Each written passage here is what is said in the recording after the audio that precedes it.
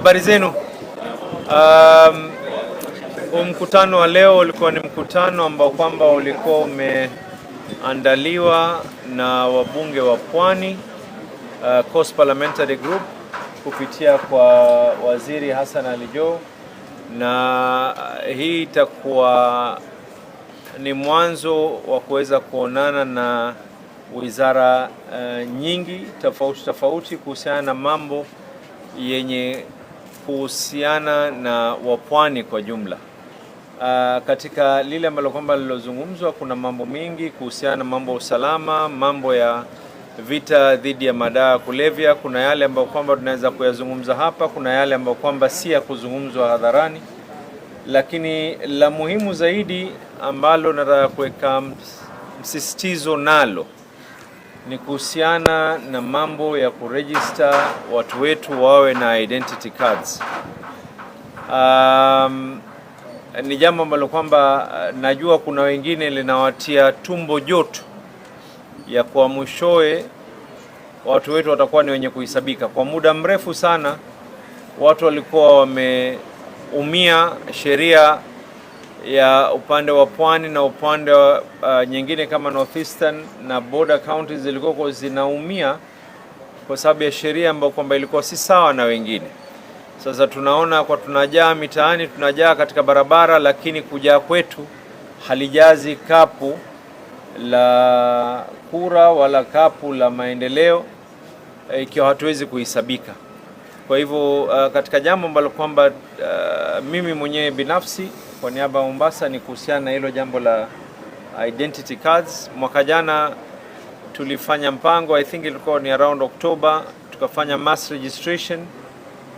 Tuliweza kupata watu takriban 9,000, na karibuni mwezi huu tunafanya mpango mwingine na wizara, and nitazungumza na magavana wengine pia waweze na wao kuweza kufanya pamoja na wabunge ili Pwani nzima tuwe na idadi ya kutosha. Lakini hii leo si mkutano wangu mimi. Okay. Ni mkutano wa in fact ni mkutano wa serikali, na mostly that touches on the ministry of CS Murkomen, and therefore he will give you a breakdown. For me, I am here on the basis of a whole of government approach, so that whatever issues that are raised and I could play a role, I am happy to participate.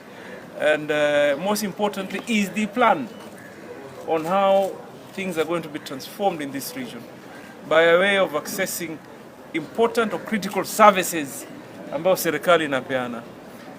ID is one, matter security and so on and so forth. I have had an engagement today on unlocking Mrima for that matter, so that we can create some serious economic activities within the region going forward. But this particular meeting was focused on matters security, and therefore the minister is here, and without much ado, mine is just to reaffirm the commitment generally. Kama sisi, kama jimbo la Pwani, mimi ni waziri wa kitaifa, lakini serikali nimo mambo yakizungumza mambo ya moja, niko hapa to support my colleague. And even instances, for example, people don't understand, there are many instances where when I'm doing mining activities, Murkomen supports me because he provides the much needed security going forward. So vile governor amesema, tukuunga mkono governor, serikali itasimama kikamilifu kusaidia jimbo hili, ndio jimbo hili lisibaki nyuma. Mmemsikia rais amesema constantly kwamba hakuna mahali ambao patawachwa nyuma. So you coming together as elected leadership in the region is very critical, so that you can be able to ile agenda muitengeneze, you can be able to shape up what needs to be discussed going forward in matters development, matters participation, and the future plans going forward. So without much ado, really, I want to invite my brother to just give a breakdown of what we have done. Thank you very much, Honorable CS Joho, the Governor, the leadership of members of Parliament from Coast. This afternoon, we have had a meeting with over 30 members of Parliament from the 6 counties in Coast region. Our meeting was centered around matters of national security and administration. Of the first focus, our first focus was on security. As you know, we were here last year for Jukwaa la Usalama in April. and we had a discussion about a number of issues that touch on the security, especially on gangs, particularly juvenile gangs, including matters that touch on panga boys and all these other juvenile gangs. I'm happy to note that we have made great progress, and I want to thank the regional security team for the work they have done, but we continue witnessing recurrence of this problem, even if it's not in a huge magnitude, and our discussion was around how best we are going to ensure that these young people, once they are reformed, once they have been arrested and they have been disciplined, we find ways of reforming them and engaging them in other activities. The proposal of the leadership of this region is that we need to have a Kazi sort of climate works program, or Kazi Mtaani sort of a program that will ensure that they are engaged, and also a program to support them to go to technical colleges so that they can be able to live a different life. We know that part of the reasons why they are engaged in this behavior is that some of them also, there is a combination between criminal gangs and the question of drugs and alcohol abuse. Let me say also that first on the juvenile gangs, I want to say that we have made significant progress. We want to partner with the leaders to find ways of making sure that we eliminate this problem completely. Number two, we discussed issues of drugs and alcohol abuse. And I must say that, again, this is an area that there has been a consistent crackdown. You know that recently in the high seas there was drugs that were synthetic drugs that were nabbed, worth about 8 billion. We have also done the same for cannabis, a lot of which comes from our border with Uganda through the northern corridor. And some of those problems which are here is because of porous borders in other parts of the country. And I must say that a lot of work is going on. And because the president has declared that this is the year that we must work to eliminate the problem of drugs in the country, I have shared the strategies with the leaders, some of which, as the governor said, we are not going to discuss openly here. But our focus is to deal with those who are engaged in commercial, dealing with drugs in commercial quantities, and also dealing with high drugs like heroin, cocaine, and other synthetic drugs. Our effort is to ensure that our work is to ensure that we eliminate, arrest the main traffickers, the transporters, and as the president announced, we are going to go also not just for the drugs or not for arresting them, we'll go for their properties, and to make sure that those properties are sold and the resources are used to build rehabilitation centers. His Excellency the President also asked counties to provide land to ensure that we help them build rehabilitation centers, and the county government of Mombasa and other counties in this region are in the process of delivering that piece of land for His Excellency the President to instruct the relevant agencies to help us construct rehabilitation centers, so that those who are rescued from this scourge are actually taken through rehabilitation to come back to live their lives. The third issue we dealt with was the question of getting services closer to the people.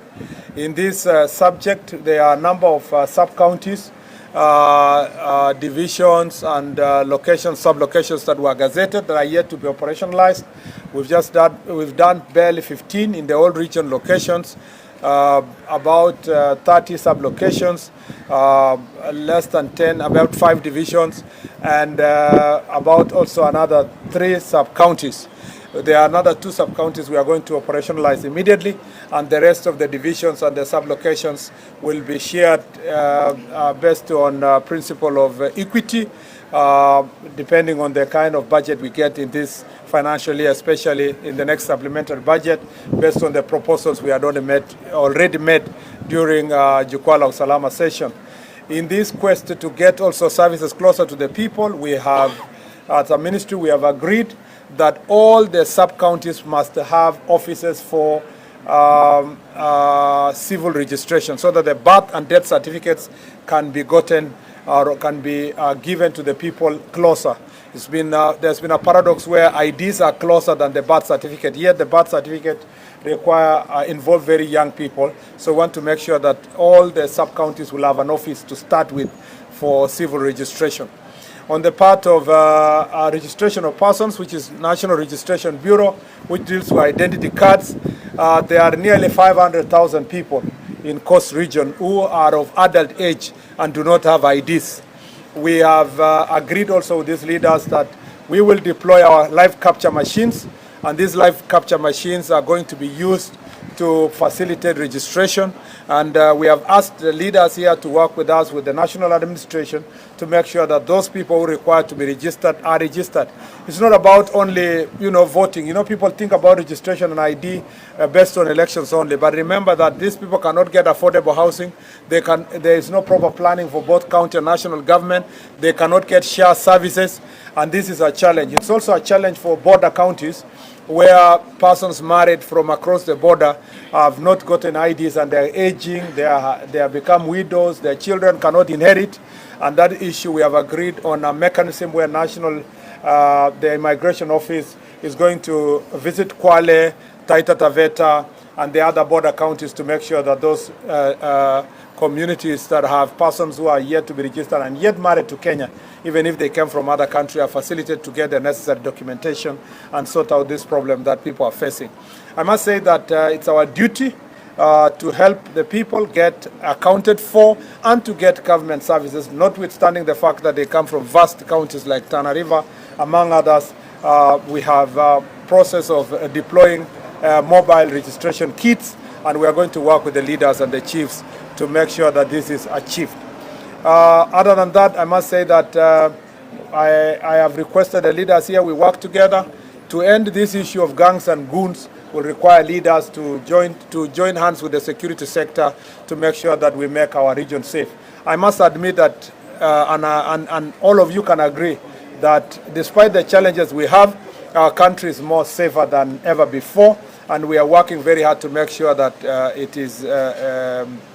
safety and security is guaranteed for every citizen because they are constitutional right.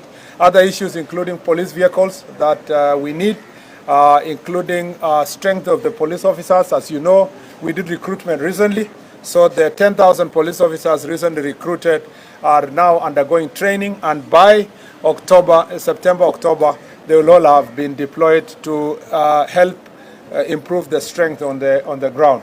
In the meantime, we have agreed that we need to do rationalization so that the areas that do not have adequate officers are deployed, and women officers should be, at least there must be a woman officer in every police station to help deal with gender issues and give confidence to women who want to share their frustrations or report cases, particularly when it is gender-based violence, among others. I think this is a summary of what we discussed, Honorable Joe. We have agreed that as leaders we are going to work together. As CS Joe has said, we are working together as a team, and the principle of collective responsibility apply to all of us. It doesn't matter if I was here or not. Any cabinet secretary who would have been here would have had to address also issues that affect the government of Kenya, because we have a responsibility to assist His Excellency the President to make sure that every part of Kenya is covered. Thank you very much. Asante sana. Well, I'll take 3 questions only. So I'll start with you. My name is Tobias Church from KTN. I just wanted to comment on a viral video. The one for Nandi. I've heard you. Okay. Yes. Just need a comment on the alleged abduction by the former member of parliament from Mwea. And Sorry. I didn't know that. Maybe you give me more facts. The alleged abduction or case from former member of parliament from Mwea? Yes. Okay. I'm going for some Who knows anything about that? My question would be perhaps what's your take on the demolition exercise which took place in Nairobi linked to Kiambu government? Perhaps Kenya saw a lot of police there. What can you say about that? Anyway, you guys are in Coast. You should be asking Coast questions. now I'm being asked. No, sorry. I'm being asked. Sorry. Let me say this. I'm being asked questions of Nandi and Kiambu, but I will answer because because also as a cabinet secretary, if I'm here, I am able to address those issues. The issue of police brutality, particularly the video that we have seen from Nandi Hills, that is depicting some police officers beating young men who are playing the game of pool, and which is dated, estimated to be 10th of this month, is barbaric, it is unacceptable, it's inhuman, it's unconstitutional, it's illegal.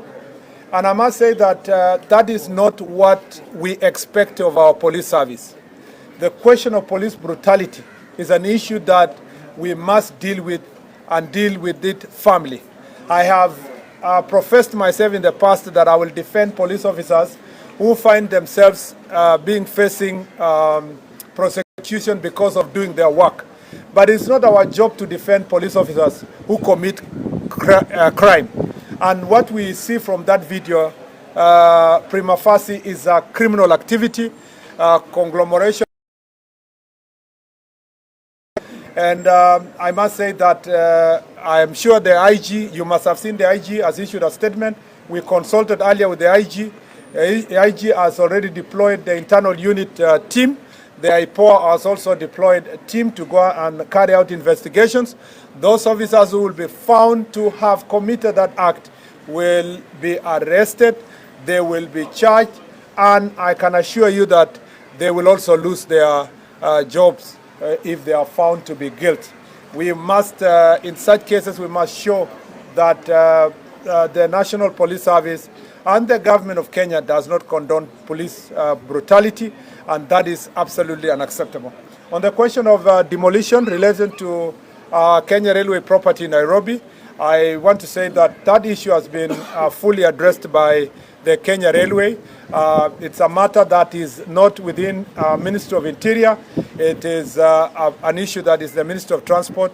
The railway, Kenya Railway has already professed itself that they carried out sufficient notice, carried out destruction of illegally erected structures, and that they have said that they were not targeting any individual in the country. Unfortunately, of Interior, I was and I am not involved. I was and I am not involved because it is not our ministry's responsibility to run transport or to run every other ministry issues.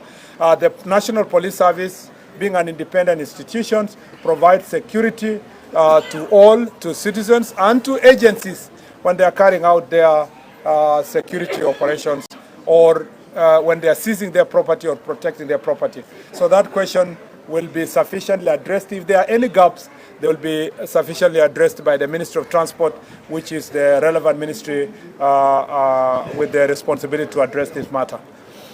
I think with all that, I feel fully satisfied that my initial brief covered everything that is touching on this region, and I look forward to, again, another engagement like this in the near future.